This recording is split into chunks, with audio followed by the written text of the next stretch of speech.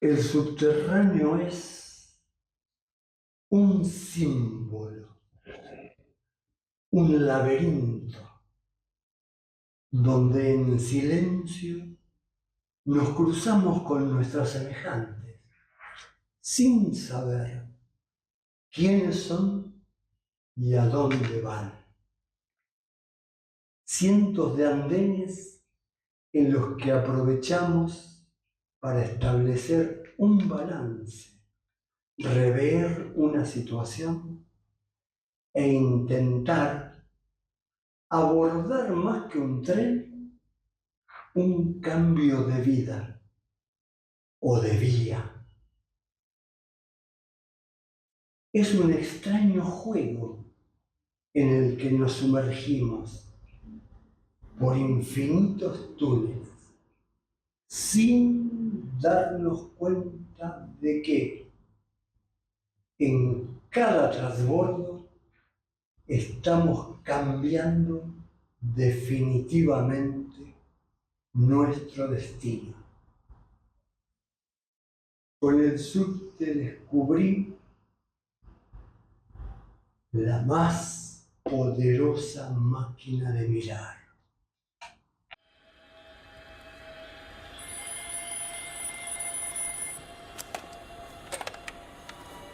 Sí, aquí Juan Vega. No lo entiendo.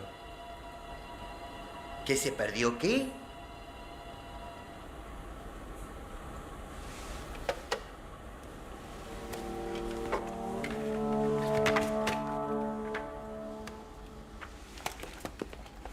A mí con respecto a eso, me viene de la introducción y de la pérdida del tren, me viene esto de este extraño juego en el que nos sumergimos por infinitos túneles sin darnos cuenta de que en cada transbordo estamos cambiando definitivamente nuestro destino. Y lo que a mí me viene con respecto a eso es,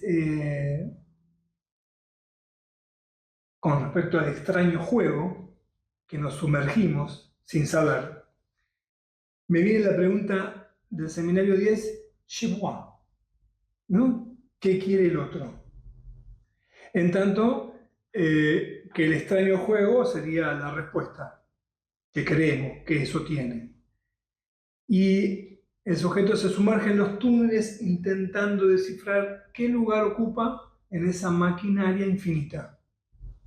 Por lo cual la angustia no es el miedo a morir en el subte, sino la incertidumbre de quedar reducido a un simple pasajero, un resto o un desecho dentro de la lógica que no puede comprender. Como lo primero que a mí me vino es esta cuestión del je vois. Sí, a mí lo de en cada transbordo cambia definitivamente nuestro destino. También me evoca a la falta, digamos. Elijo este camino, este tren, este transbordo y indefectiblemente pierdo el otro, ¿no? En una elección algo se pierde. ¿Sí? Y eso va de alguna manera determinando ese destino. Y si el destino, que tal vez no existe, es aquello que nos pone,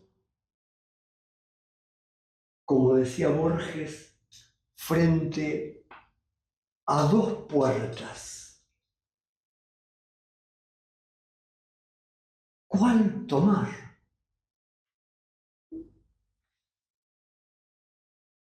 ¿Esta o aquella? Cualquiera fuere, conlleva dos preguntas, o tal vez una sola. ¿Quién elige?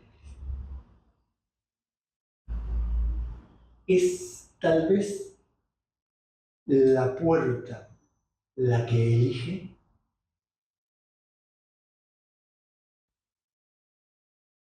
Et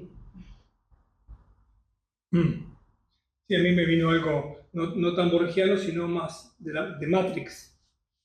No, más mundano, perdón por Uno José cree, Luis.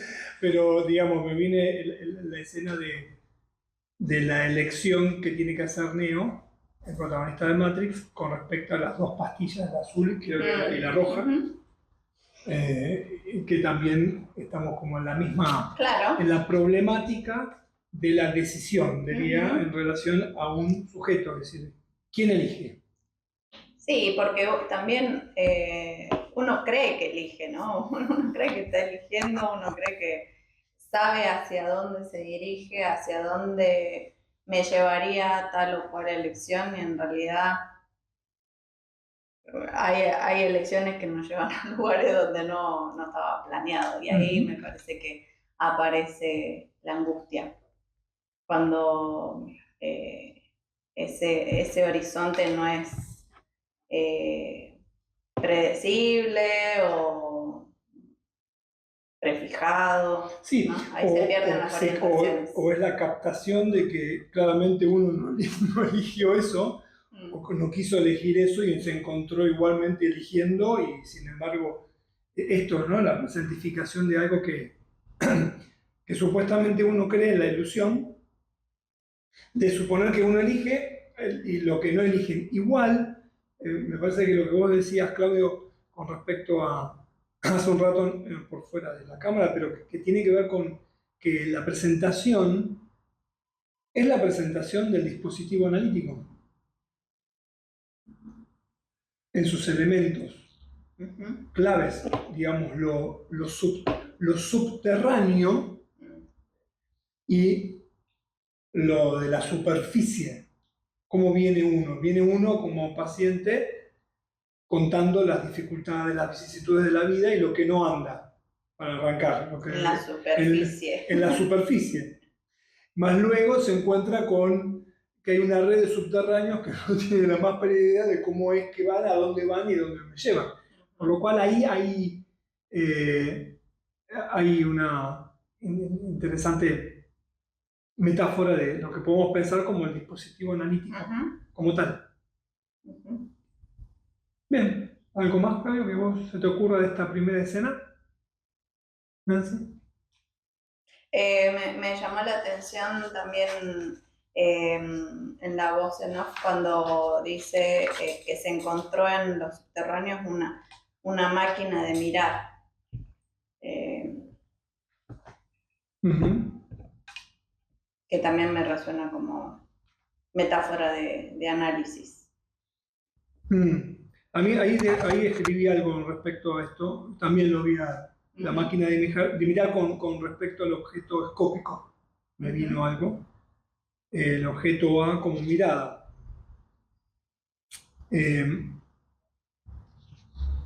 Lo que Lacan comenta o dice, que la mirada no está en el ojo del sujeto, sino que la mirada es el objeto que nos alcanza desde el mundo.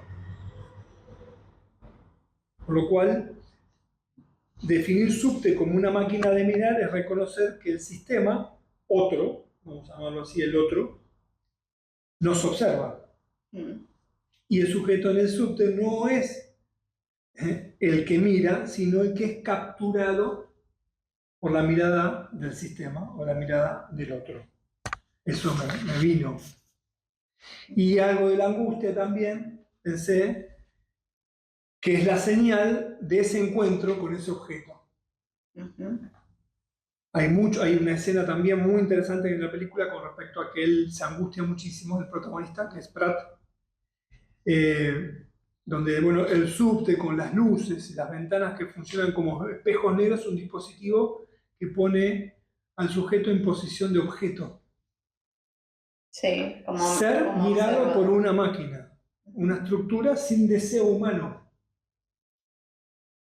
Es la raíz de la angustia tecnológica, digamos, que plantea el film. Es una forma de pensarlo así.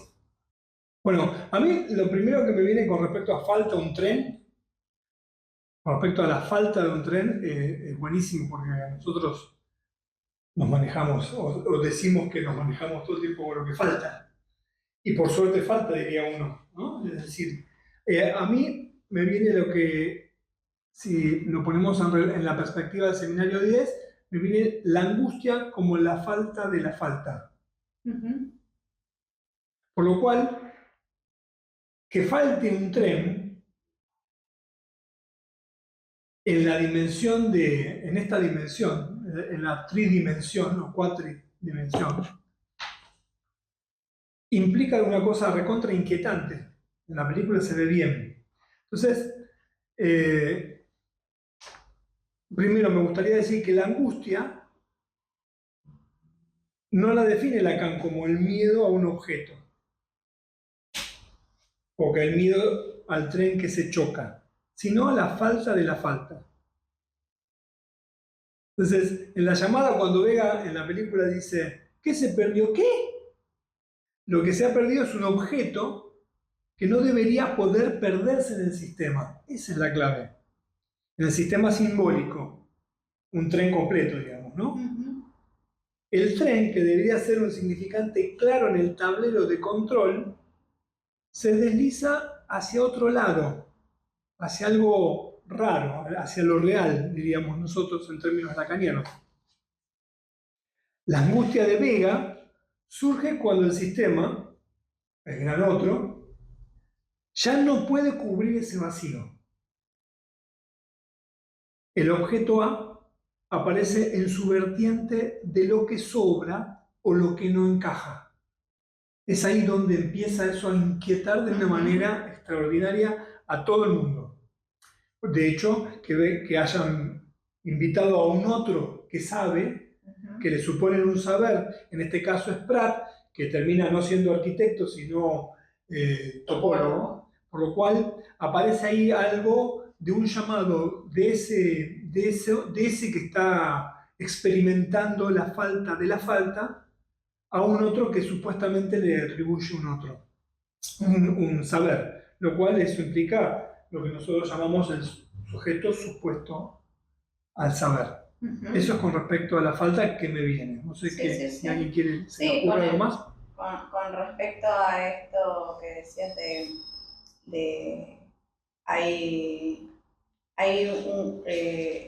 esta falta evoca algo de perturbador, digamos.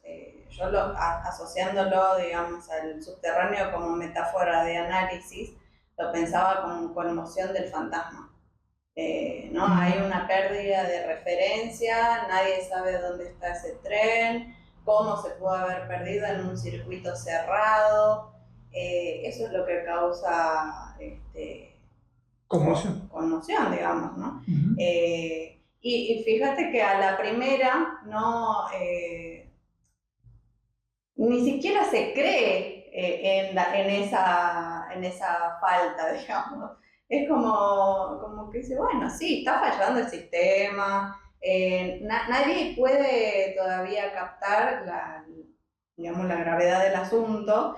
Incluso uno de los operarios dice, hay un montón que fallan. O sea, es como si la falla estuviera de alguna manera naturalizada, o uno se esperaría que algunas cosas fallen.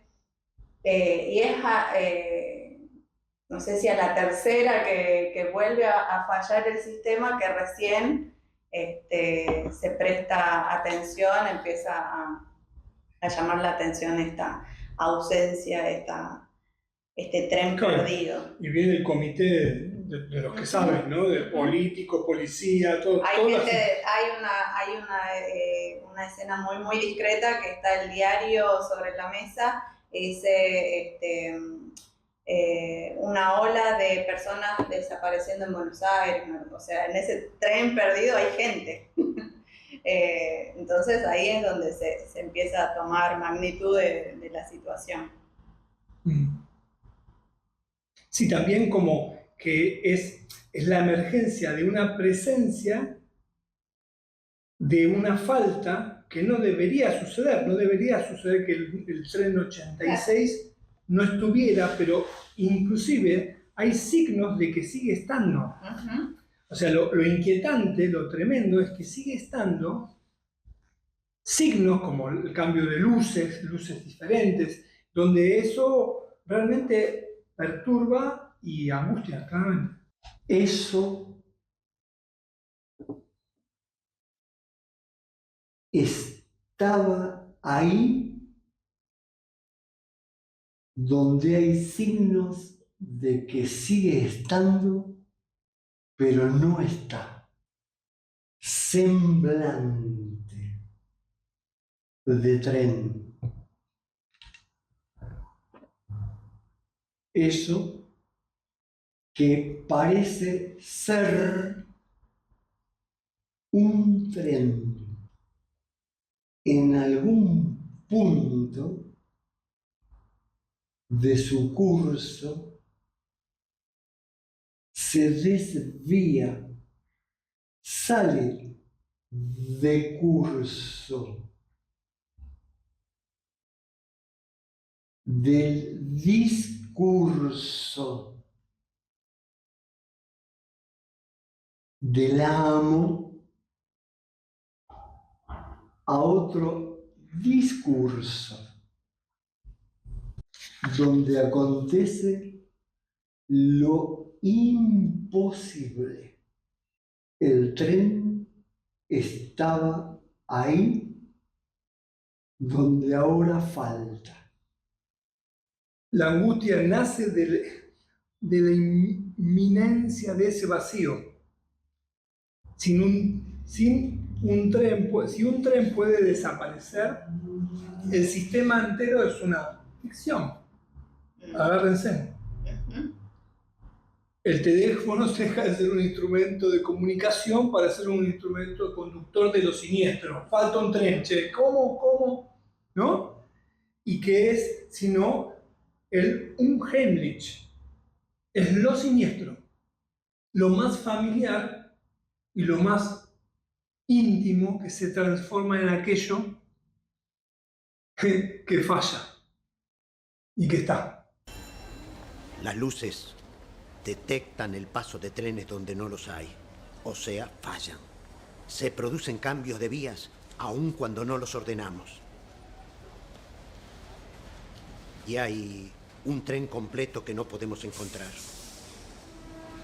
Hay tanta cantidad de túneles que no tenemos el personal suficiente para buscarlo. Hoy a la madrugada, a las 12 de la noche, van a venir algunas autoridades a la estación Parque para hacer una recorrida del lugar donde se vio al tren por última vez. Se supone que yo voy a tener que darles una explicación de lo que pasó. Lo ridículo es que no tengo ninguna respuesta, porque no sé lo que está pasando. Y soy el director general. Oiga, necesito todos los planos que aprobó el ministerio. Por si preguntan algo, ¿vio? ¿Cómo explico la desaparición de un tren completo? Confío en que usted venga con los planos. ¿Cómo me dijo que era su nombre? Daniel Prat. Ah, bueno. Bien, señor Prat. Lo espero esta noche. Y si se le prende la lamparita, no deje de avisarme.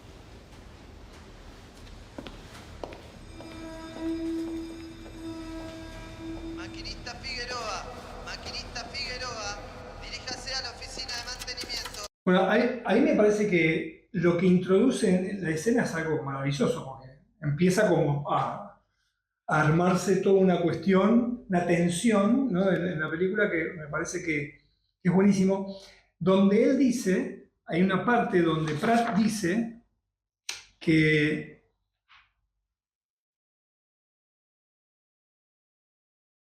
el perimetral le hizo algo singular al sistema, a este sistema cerrado. O sea, la construcción del perimetral, que es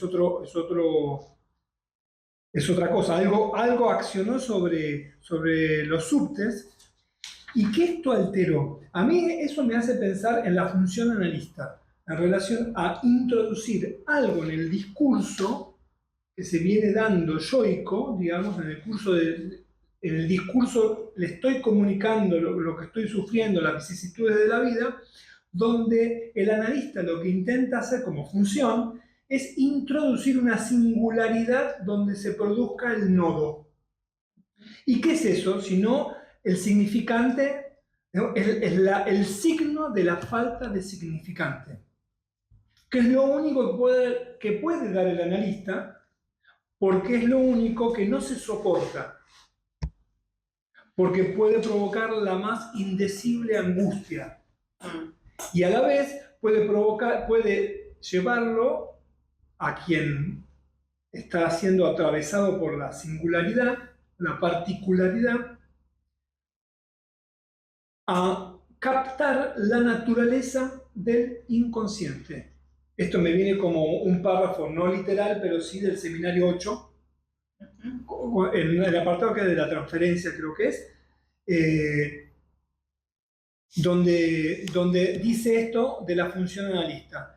Y a la vez dice, me llama la atención la angustia de los ingenieros. Nace de la disociación, en el sentido del oído, confirma una presencia que la vista, el control, desmiente. ¿Dónde fue? ¿Arriba? ¿Abajo? No. Es el encuentro con un objeto que no tiene imagen en el espejo del sistema. Signo de la falta de significante. Signo de la falta de significante. Para mí hay algo que está presente en toda la película, visualmente, es muy oscura, no sé si lo notaron, muy subterránea, incluso cuando hay escenas en exterior, se juega con las sombras, cuando pasa de un escenario a otro también es como si fuera por un laberinto. A lo largo de toda la película está presente esa sensación de que no sabe de qué punto a qué otro punto se dirige, ¿no? Como si algo malo estuviera por pasar todo el tiempo. No sé, a mí me resultó bastante inquietante eso. Escenas que también eran o muy lentas o miradas así como difícil de leer entre, no sé, por ejemplo, entre los pasajeros, como si en cualquier momento se estuviera por armar una, pero nunca pasa eso. Y eso me remite un poco a la angustia como señal. La angustia como algo está por pasar, no sé qué es, pero estoy en modo alerta por las dudas. Claro. Eso que se llama espera angustiante. ¿No? A mí me viene el tema del nodo, que el nodo dice no es un choque, es una torsión donde la ley del sistema deja de funcionar. La angustia aquí es la angustia de la certeza. Pratt tiene la certeza de que el tren está ahí, pero esa certeza no puede traducirse en una localización espacial. Y el tema de la conectividad infinita que habla de él, aquí puse acá un apartado de la conectividad infinita y la falta de la falta. Pratt dice que la conectividad ha llegado a ser infinita y que está describiendo el horror de un sistema donde nada falta. El horror de un sistema donde nada falta. Por lo cual, me viene acá en esto de la salud del sujeto, depende de que el otro sea incompleto. Si el sistema es infinito y circular, Moebius, no hay afuera y no hay lugar para el deseo. Solo hay repetición gozosa e infinita. Por lo cual la cinta ilustra que el tren no se fue a otra dimensión, sino que está atrapado en el mismo, ese es el punto, en el mismo plano que nosotros. Ujú. Pero es una torsión que lo vuelve invisible. Con las luces y los cambios de luces y los ruidos, eso lo muestra. Para mí es una definición interesante de lo extimio, Sí, ¿no? claro. Lo que está más adentro es a la vez lo más inaccesible. Ujú. Eso me encantó eso. Mm. El insecto que se pasea por la superficie de la banda de Moebius, si tiene la representación de lo que es una superficie, puede creer en todo momento que hay una cara que no ha explorado, aquella que siempre se encuentra en el reverso de la cara por la que se pasea. Puede creer en dicho reverso, mientras que no lo hay. Ujú. Sin saberlo, explora la única cara que hay. Y sin embargo, a cada instante hay un reverso. Lo que le falta para advertir que ha pasado al reverso es esta pequeña pieza faltante, una especie de cortocircuito que lo lleva por el camino más corto al reverso. Esta pequeña pieza faltante es la extraordinaria clave del psicoanálisis. El objeto A, lo que da cuenta de que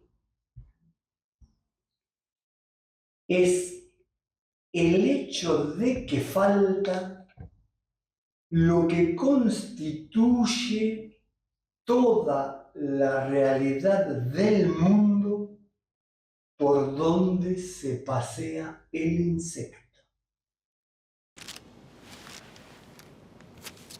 ¿Me permite?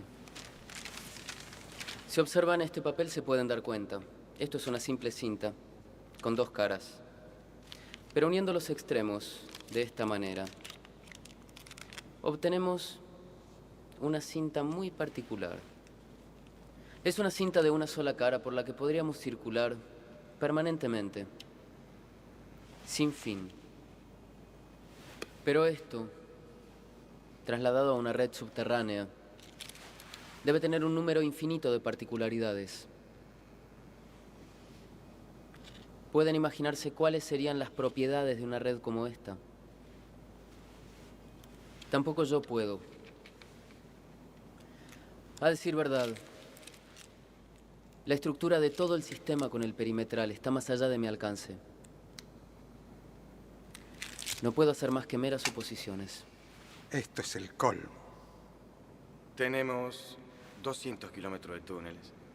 ¿Cómo puede ser que una superficie finita pueda convertirse en infinita? Es una buena pregunta. Pero sea como sea, sucedió. Sobre los pasajeros, ¿tiene alguna buena idea? Lamentablemente ninguna. A ver, Pratt, un momento. Si el causante de la confusión es el perimetral, primero lo cerramos. Y después, si las cosas son como usted dice, podemos seguir las operaciones normales, sin peligro de colisión. Si cierra el perimetral, nunca reaparecerá el tren. Lo que no es seguro es que cuando reaparezca esté circulando en la dirección correcta. Y en ese caso, es posible un accidente. Bueno, esto que decía a mí que me capturó mucho de esta película, cómo está ambientada, cómo, según lo que leímos de la contratapa del Seminario de 10, como si nosotros mismos fuéramos el insecto. Nunca podemos ubicar si estamos adentro, estamos afuera, si estamos, como si el adentro y el afuera fuera un mismo circuito, digamos. Eso me parece muy, lo que causa esta película es muy impresionante, o sea, no hay exterior e interior. Esa es la sensación, la impresión que me transmite la peli, digamos, siendo uno el insecto, sin saber si está adentro o afuera. Con esto que vos decías recién, que baja, sube, ¿dónde está? Muy Está laberíntico. todo oscuro, pero aparte no sube cuando hay luz, sino sube la oscuridad, o sea, hay toda una sensación que a uno le da de Sí, de laberinto. Sí, también pensaba con respecto ahora, ya que introdujimos el Seminario 10, que en Lacan, lo que era antes la definición de sujeto, que dependía de lo lingüístico, de la metáfora lingüística, digamos, ahí introduce la topología como la estructura misma del sujeto. Lo cual eso marca todo un antes y un después y un viraje. Y con respecto a esto, que vos decís que, claro, la banda de Moebius, como el sujeto, es algo no orientable. Es una superficie no orientable.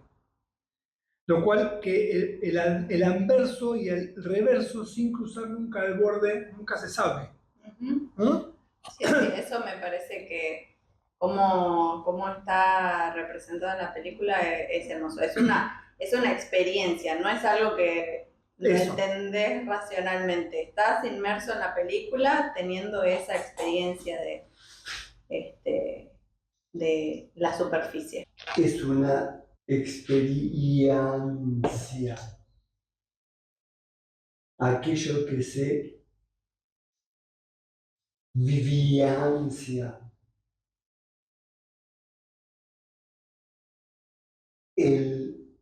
Ahí donde eso estaba en este mismo momento, frente a las dos puertas.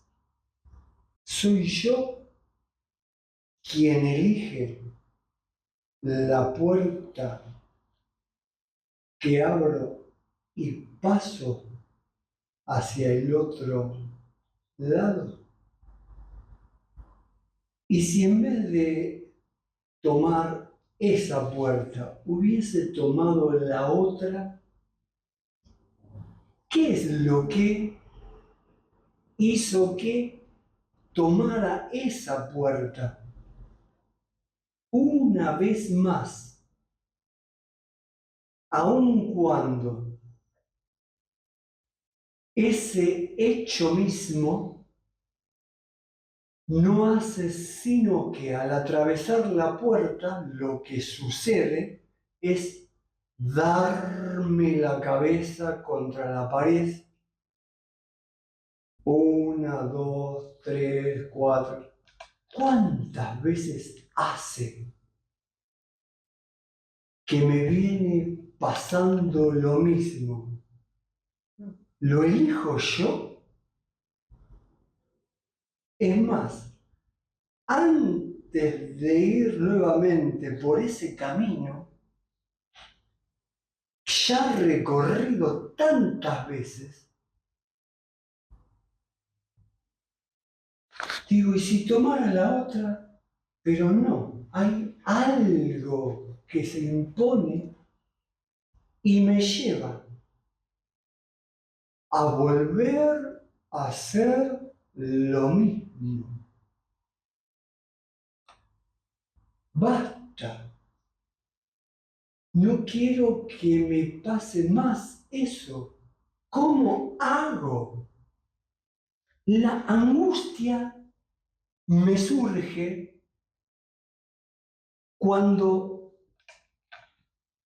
me viene la idea de no hacer otra vez el mismo camino donde ya sé qué ocurre después de abrir esa puerta.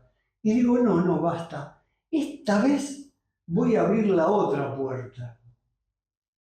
Y voy decidido. Y llego y quedo detenido frente a la angustia que me surge ahí por no saber qué me va a pasar ahí. No. Y vuelvo del otro lado, donde ya sé qué es lo que me pasa, sin angustia, aunque con otro chichón más en la cabeza. Ahí habría dos tipos de angustia, ¿no? La angustia frente a dos situaciones diferentes. Me vino lo que dice la Kanye, la angustia es ese corte que no hace borde. Me encantó. La angustia es ese corte que no hace borde. Por lo cual es un exceso, esto que vos decías, esto que me lleva a lo mismo una y otra vez, es exceso.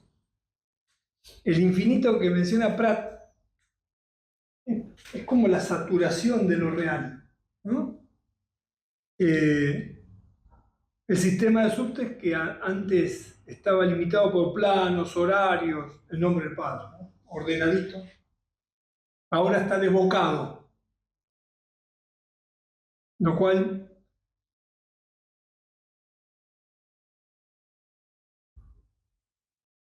no hay lugar para que el sujeto se ubique.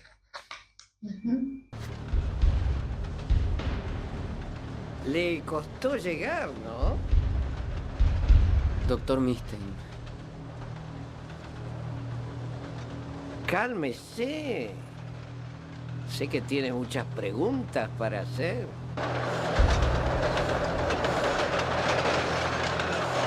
Viajamos a una velocidad imposible. Un simple cambio de vías. El tren cruza un empalme después de una curva. La combinación justa en el momento adecuado para aplicar las propiedades de una cinta de Moebius.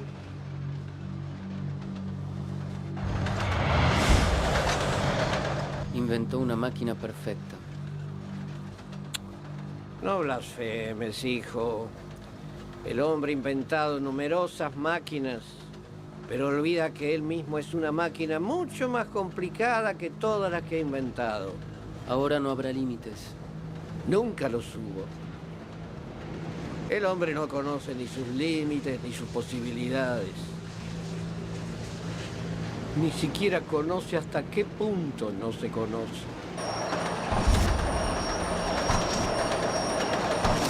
Pero claro, estamos tan ocupados en buscar valores externos que no nos damos cuenta de lo que realmente importa. Pero esto es importante. Bastaría con decirlo para que todo cambie. Pero usted lo dijo. Usted lo explicó perfectamente. Hoy pasé por la estación Parque y lo pude observar detenidamente mientras intentaba explicar la teoría de Moebius. ¿Acaso alguien le creyó? No. Pero a usted le creerían. No. Yo hubiera usado las mismas palabras que usted. Hubiera dicho la misma verdad. Lo que pasa es que vivimos en un mundo donde ya nadie escucha a mi querido Pratt.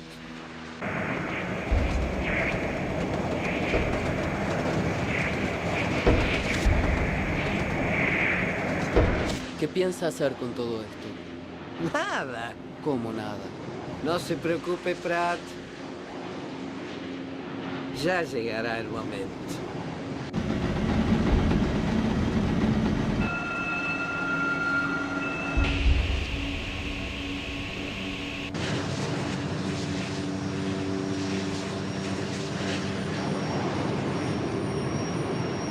Y ellos no entienden lo que está pasando.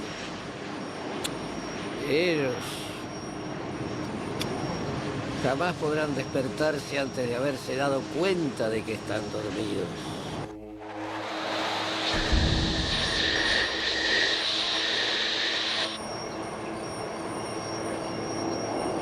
¿A qué le teme Pratt? Al vértigo. ¿Es normal? Nadie puede enfrentarse al infinito sin sentir vértigo. Nadie puede experimentarlo sin sentir un desconcierto profundo.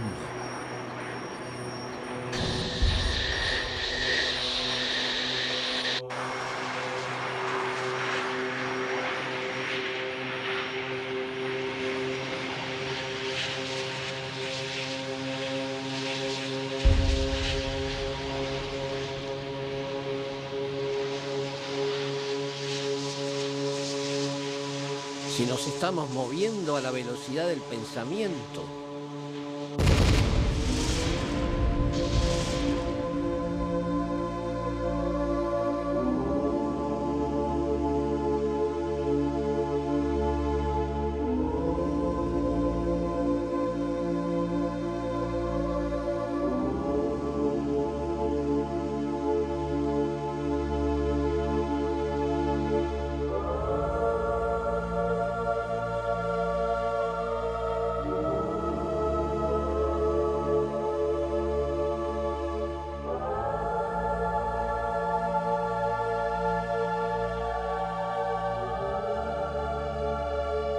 ¿cómo se podría estar encantado de esta vida, privada de atractivos, de ingenuidad y de espontaneidad?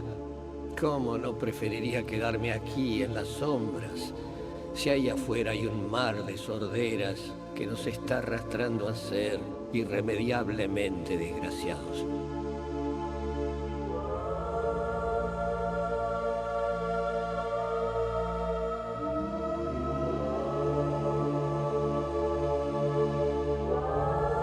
No puede ser que todo esto se pierda.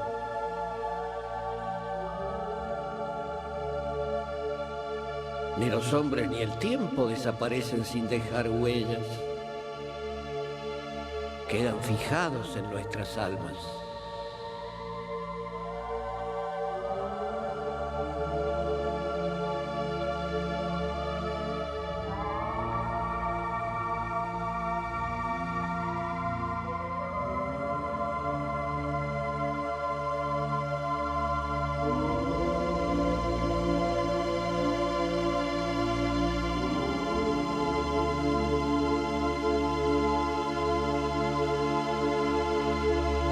De esta escena, que es una escena para mí una de las escenas más importantes de la película, que tarda como 5 minutos, donde se encuentra Milstein con Pratt.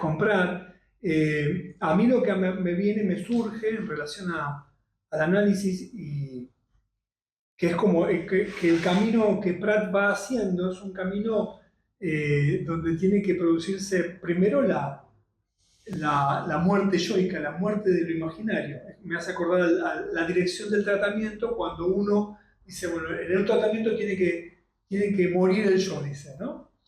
Para luego acceder a lo simbólico. Entonces me parece que el camino de esa escena es de lo imaginario, la caída a lo simbólico, y de lo simbólico a lo real.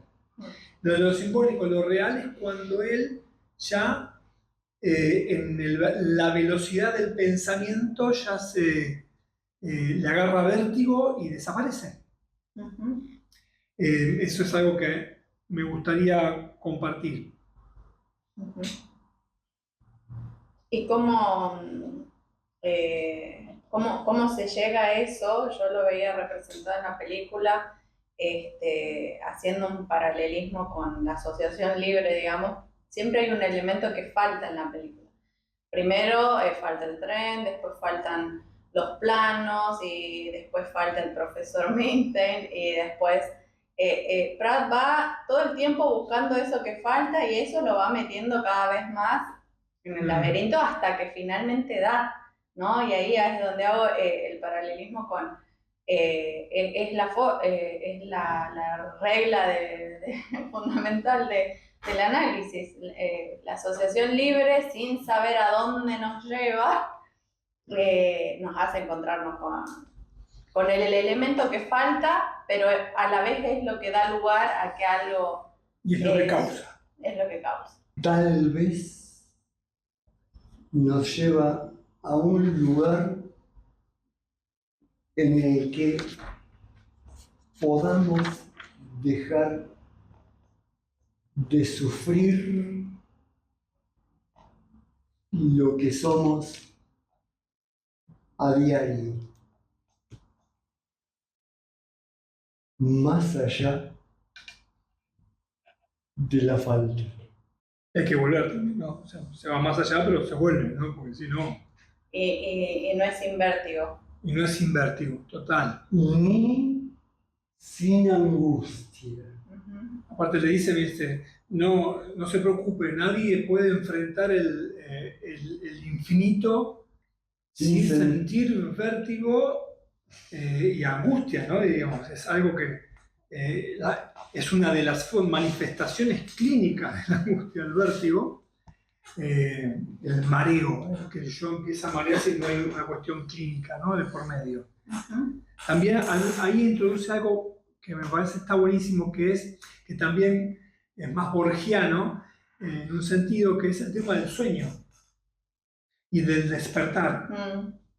¿No? Ahí aparece algo que él dice, Milstein dice, jamás podrán despertarse antes de haberse dado cuenta que están dormidos. Para Lacan, el sueño es la realidad simbólica, la vida, los planos, el sistema. El despertar es traumático porque es el encuentro con lo real, el infinito sin límites. Milstein ha despertado, por eso ya no necesita hacer nada. Ha atravesado el fantasma. Que hablábamos de eso, de la vacilación. Sí. Y también aparece algo de la caída del sujeto supuesto saber. Pratt le dice al profesor, vos que sabés, decime qué hago, ¿no? Que le dijera la respuesta al saber. Y Milstein le dice, lo resuelve con la paradoja topológica. Dice, el saber oficial de la superficie es el sueño. Un discurso amo. La verdad solo se encuentra en el vértigo. Es el afecto que no engaña. Cuando el sujeto pierde sus amarras.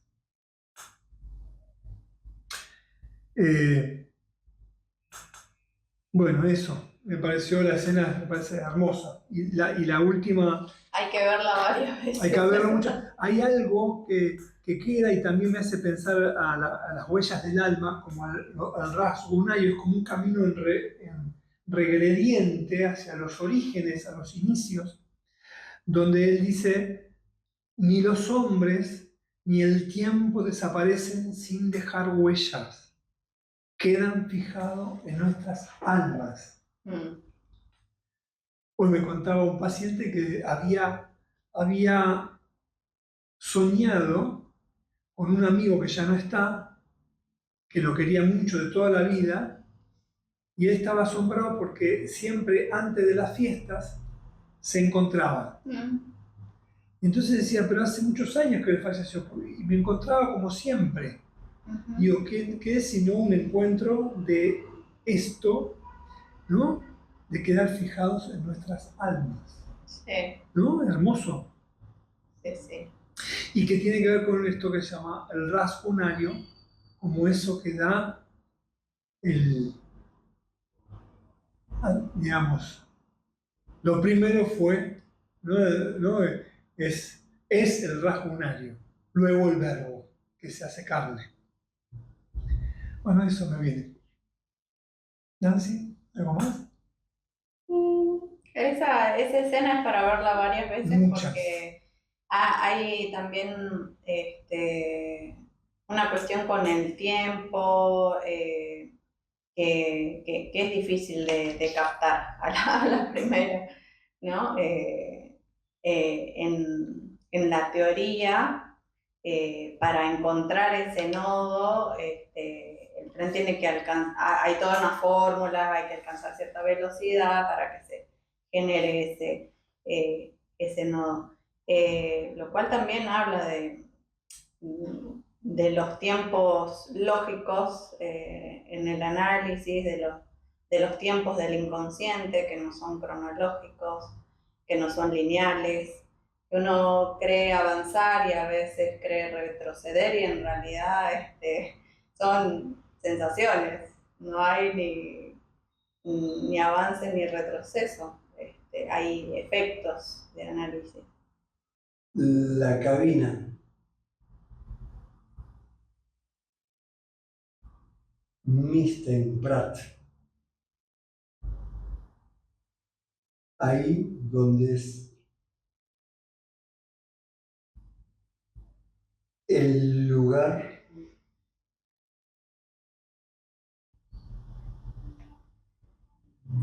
de la falta, de lo que falta. Ahí es donde lo imposible ya no es. Lo imposible se nombra de este lado y no es sino el padecer constante. Cuando acontece el pase al más allá de la falta, ahí donde lo imposible ya no es, dejó de ser. En el retorno, tal vez se encuentre uno a uno mismo con que ya no es y no está en el mismo lugar. Muchísimas gracias. Gracias. A nosotros tres. Sí. Si falta alguno, seguramente falta alguno, a Jesús también, que no es Dios sino Jesús también. Así que un abrazo grande. Nos vemos la próxima. Gracias. Gracias.